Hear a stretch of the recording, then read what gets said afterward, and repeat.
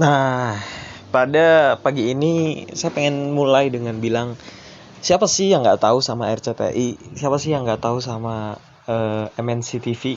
Nah, ini saham yang saya mau ulas pada hari ini adalah saham MNCN. Ini anak usaha dari BMTR, punyanya Pak Tanu Sudibyo. Sebelum kita ke sana, saya akan bahas tentang apa yang terjadi sama IHSG pada hari kemarin, hari penutupan kemarin. Kemarin IHSG ditutup melemah minus 0,82%. Nah, apa yang sebenarnya terjadi nih sama IHSG nih setelah kemarin naik terus, malah sekarang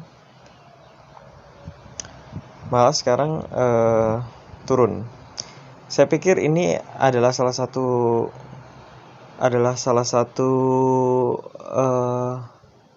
tanda bahwa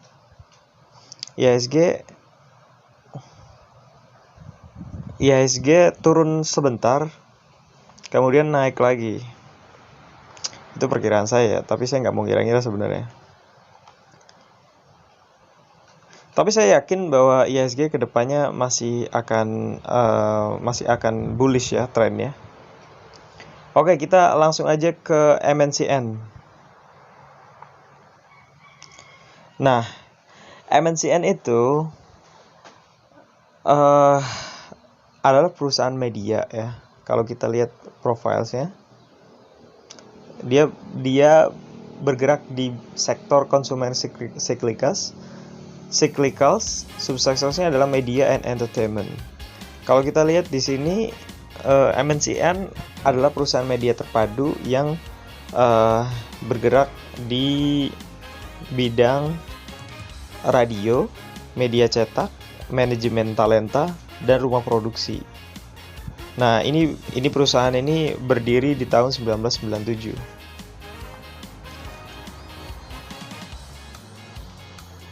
Kita balik lagi. Bagaimana sih fluktuasi saham dari MNCN? Nah, pada fluktuasi mingguan dia lagi bearish ya. Dia lagi bearish selama 6 bulan juga sebenarnya dia masih di tahap ancang-ancang buat loncat ya.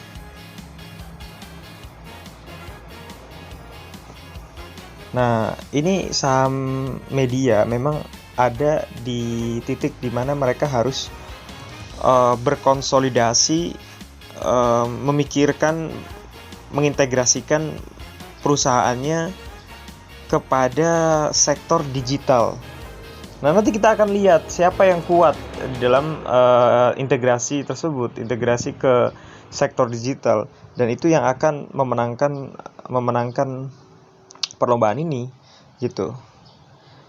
Nah, dengan market cap 13,32 T, saya pikir MNCN layak untuk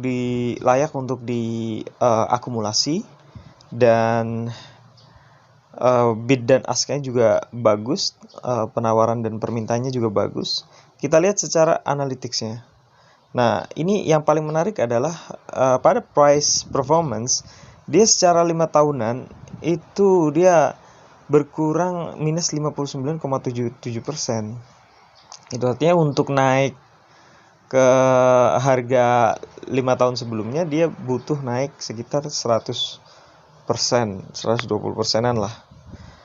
Nah, di sini kalau kita lihat turnover-nya juga udah ada peranan dari foreign buy atau peranan asing di dalam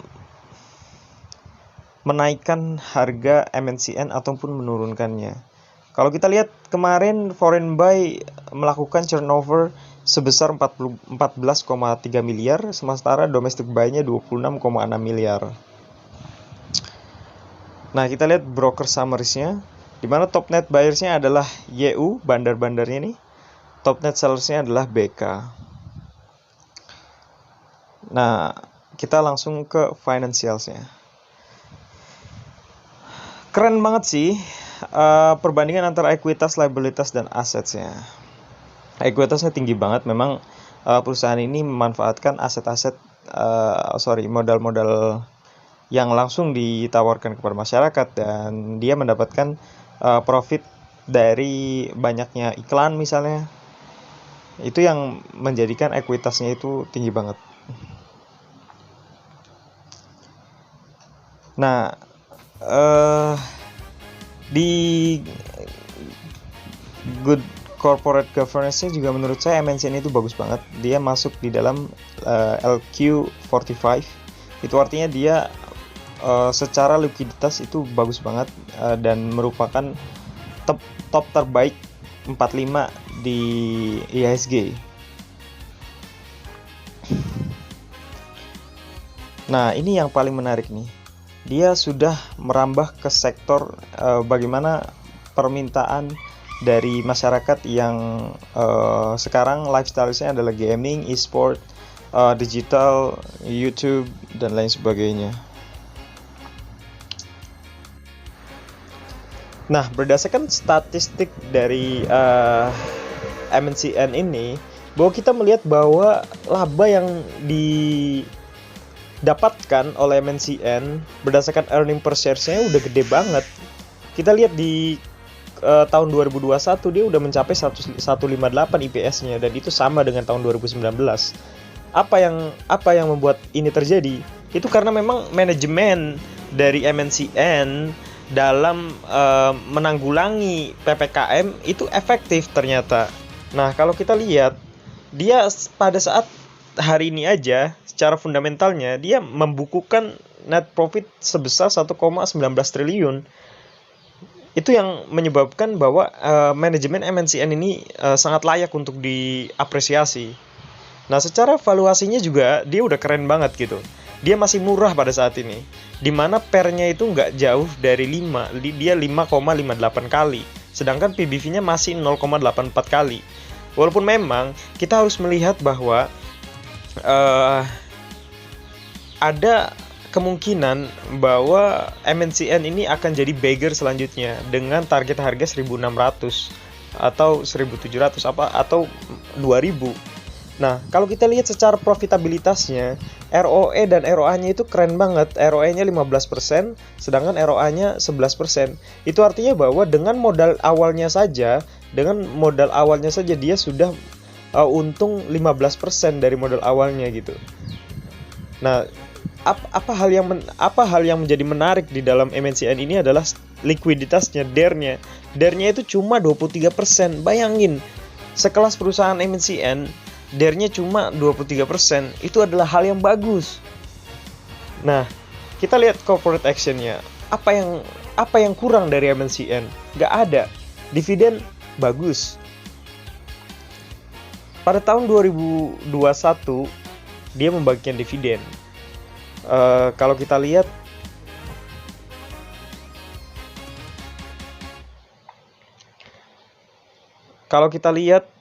dividen dari perusahaannya pada tahun 2020 dia membagikan Rp8 dividennya.